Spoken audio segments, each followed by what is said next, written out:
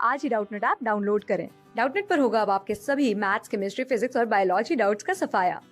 बस अपने क्वेश्चन की फोटो खींचो, उसे क्रॉप करो और तुरंत वीडियो सोल्यूशन पाओ। Download now.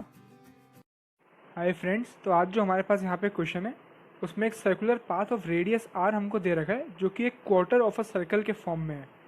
यानी मेरे पास अगर जो पाथ है, अगर मैं उसको ड्रॉ करूँ तो मेरे पास कुछ इस फॉर्म में गिवन है जहाँ पे रेडियस आर का एक क्वार्टर ऑफ सर्कल है। तो उसमें एक एम मास के ब्लॉक को हम एक फोर्स लगा के ए से बी में यहाँ पे पहुँचाते हैं। तो क्वेश्चन हमसे ये पूछ रहा है कि वर्क डन बाय फोर्स निकालो तीन गिवन केसेस में। पहले केस में मेरा फोर्स जो है वो ऑलवेज डायरेक्टेड हॉरिजॉन्टली है। तो अगर मैं यहाँ पे बात करूँ तो अगर मेरा फोर्स हमेशा हॉरिजॉन्टल है, तो अगर मेरा फोर्स हर इंस्टेंट पे ऐसा है तो पहले मुझे निकालना पड़ेगा कि मेरा डिस्प्लेसमेंट क्या होगा। क्योंकि फोर्स मेरा हॉरिजॉन्टल डायरेक्शन में है और ये मास को खींच के यहाँ तक पहुँचा रहा है, तो मैं एक ट्रिक यहाँ पे लगा सकता हूँ। मैं यहाँ पे क्या ट्रिक लगाऊंगा कि मेरा डिस्प्लेसमेंट फोर्स के अलॉन्ग क्या हो जाएगा, ए पॉइंट से बी पॉइंट तक का डिस्प्लेसमेंट क्या हो जाएगा, यही ये जो रेडियस आर है यही मेरा डिस्प्लेसमेंट होगा। तो मैं डायरेक्टली लिख सकता हूँ कि इस केस में वर्क डन हो जाएगा एफ इंटू आर या फिर एफ आर। तो ये तो हमने यहाँ पे इजीली निकाल लिया। सिमिलरली ऑप्शन बी का आंसर भी हम ऐसे दे सकते हैं। इसमें लिखा है अगर जो फोर्स है वो ऑलवेज टेंजेंशियल टू सरफेस है। मान लेते हैं कि अब जो फोर्स है वो हमेशा टेंजेंशियल है, तो इसमें मेरा डिस्प्लेसमेंट का डायरेक्शन फोर्स के अलॉन्ग क्या हो जाएगा, ये जो सर्कुलर आर्क है यही मेरा डिस्प्लेसमेंट यहाँ पे हो जाएगी। तो सर्कुलर आर्क एक क्वार्टर सर्कल में कितने साइज़ की होती है, क्योंकि पूरा सर्कमफ्रेंस मेरे पास 2πr होता है, तो इसके 4 हिस्से अगर मैं कर दूँ तो π/2r का डिस्प्लेसमेंट मेरे को इस केस में देखने को मिलेगा।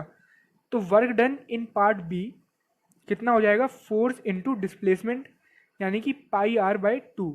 तो ये मेरे पास कैपिटल आर यहाँ पे लिख लेते हैं क्योंकि कैपिटल आर रेडियस गिवन है।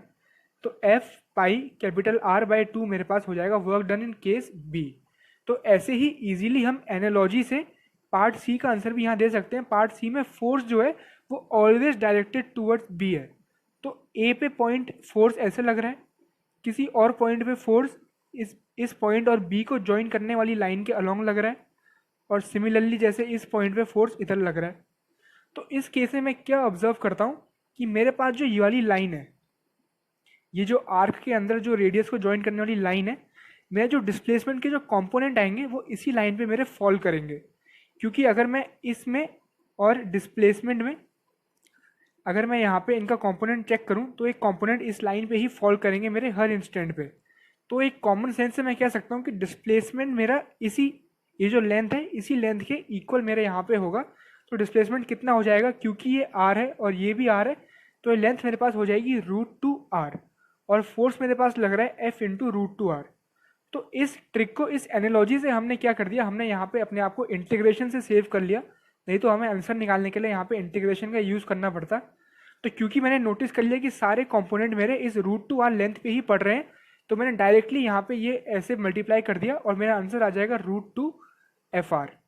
तो इस क्वेश्चन के तीनों आंसर हमारे पास यहाँ पे आ चुके हैं, fr, f/r/2 और √2fr। क्लास 6 से 12 से लेके नीट, IIT, JEE मेंस और एडवांस के लेवल तक 10 मिलियन से ज्यादा स्टूडेंट्स का भरोसा। आज ही डाउनलोड करें डाउटनेट ऐप या व्हाट्सएप कीजिए अपने डाउट्स 8400 400 400 पर।